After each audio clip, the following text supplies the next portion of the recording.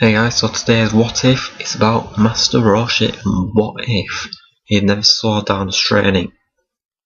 Okay, so before Goku arrived, Master Roshi was the strongest person on the planet. So we don't know exactly when he slowed down his training, but it's safe to assume it was around the time that he finished training Grandpa Gohan and the Ox King. So we'll say 40 years before the arrival of Goku, or the beginning of Dragon Ball. So, it took Master Roshi 50 years to develop the Kamehameha Wave. At that point, no one on Earth had any knowledge of any of these kind of attacks. No one knew how to control their ki. So Roshi now figured that out.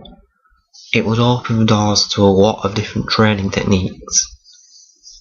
So in 40 years, I believe that he would have climbed Korin Tower again, and he would have gotten more advice from Korin.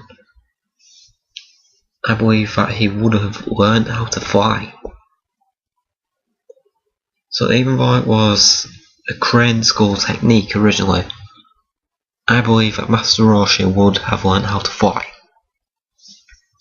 as he would have seen how valuable the technique that it actually is. Then, over time, he would have gotten stronger and stronger and developed new techniques and intensified his training. I would say about 20 years in, he would have realised his one key weakness. Like in Dragon Ball Super before the Tournament of Power, he realised that his main weakness is women. That's what has been stopping him from really achieving his true potential. So over the next 20 years, Roshi would go through intensive training to get over his weakness. And in Dragon Ball Super, he had a day to overcome this. And he pretty much did it. And we saw him go from the level of a Freezer soldier or lower to on par with Krillin, which is a massive leap forward. Even though power levels in Super, they're all over the place, we can't say exactly how strong Roshi was. But he got significantly stronger just by overcoming his urges. And you have to remember, Master Roshi is already a technical genius. Not like Tien or Piccolo, he has more experience, he knows more about martial arts on every single level. So, now we come to Goku meeting Master Roshi. Everything in everyone else's lives, apart from Korin's, has stayed the same. It is just Roshi has become a lot stronger. Now I'm not going to reveal how strong Roshi actually has become at this point. That'll be a surprise for later. So Roshi, he can sense energy. So he can sense that Goku is something unique. And he already clicks on, this is the boy that Gohan had told him about. The child with a tail that he found as a baby. But he keeps this to himself. He just straight up gives him the Dragon Ball and tells him where his island is. Says, if you ever need anything, come find me. So, now it comes to the point where they have to bring him to put out the fire at the Ox King's house. So, Goku and Chi-Chi find Master Roshi and they go to the Ox King's castle.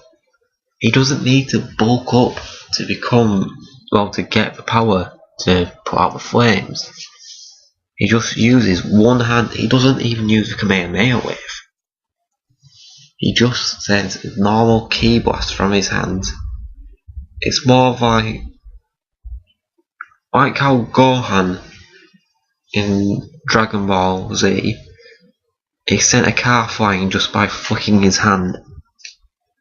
He pretty much does that and puts out the flames.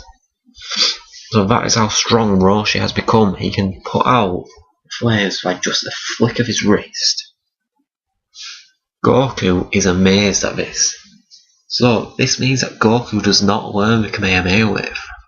Well, at least not for now. So Roshi says to Goku, I can see something in you. You have gotten a lot stronger since the last time we met. Once you have completed your quest, come to my island. So the rest of Goku's sort of Bulma and Yamcha, all that, they defeat the Pilaf gang and they go their separate ways. Goku goes to Master Roshi's. Krillin arrives as well. Because he's overcome his weakness, his need for a woman, he doesn't ask them to go on this journey. Instead, he takes them on as pupils because he can already see the potential in each of them. So, that means there is no launch. Roshi's training, it changes. He does send them out to find a rock, but he goes out and keeps an eye on them. And when he sees Krillin trick Goku, he takes the rock off him again. He says, you have cheated. And he makes Krillin stay outside. He throws the rock again, and even further this time, says Goku can return to the house to have his food, but Krillin must look for the rock. So Krillin, this helps him overcome his deviousness, but he also is using his intellect. He's coming up with a strategy to overcome it, so that he can get back in the house a lot quicker. So this is already helping Krillin work on his strategies and his techniques. So that's already getting his brain working and helping develop him on a mental level. So while this is going on, Roshi would be figuring out more about Goku, how he works.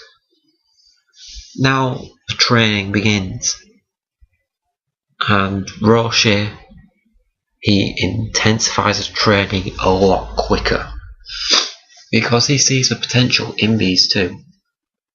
He starts them off with even heavier shells, and he knows how to intensify training a lot better now.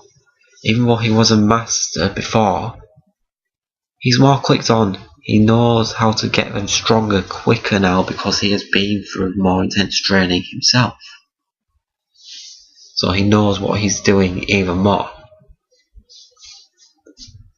So as the time goes on, Roshi is actually training with the boys.